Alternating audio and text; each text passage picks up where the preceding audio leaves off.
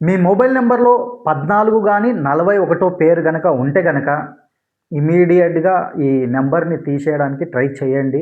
ఒకవేళ గనక ఉంటే మాత్రం ఖచ్చితంగా మీరు ఈ సమస్యలు అంటే ఎంతో కాలంగా వాడుతున్నట్లయితే ఈ సమస్యను మీరు ఖచ్చితంగా చూసే ఉంటారు.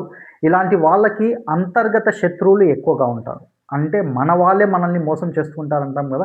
ఇలాంటి వాళ్ళు అంటే మన పక్కనే ఉంటూ మనల్ని వెన్నుపోటు పొడిచేవాళ్ళు ఇలాంటి మొబైల్ పేరున్న వాళ్ళకి ఎక్కువగా ఉంటారు. అదే విధంగా వీరికి డబ్బు నష్టం గూడా ఎక్కువగా కలిగిస్తూ ఉంటారు. వీళ్ళకి అవమానాలు గూడా ఎక్కువగా పొందుతుంటాయి. సో, ఒకవేళ గనక మీరు గనక బ్యాంక్ నుంచి గాని లోన్ లేకపోతే ఎవరి నుంచైనా పర్సనల్‌గా వడ్డీకి తీసుకున్నట్లయితే ఖచ్చితంగా వారి నుంచి మీకు లీగల్ నోటీస్ రావడం అనేది జరుగుతుంది. తర్వాత ఆరోగ్యానికి సంబంధించిన సమస్యలను గూడా మీరు ఫేస్ చేయవలసి వస్తుంది.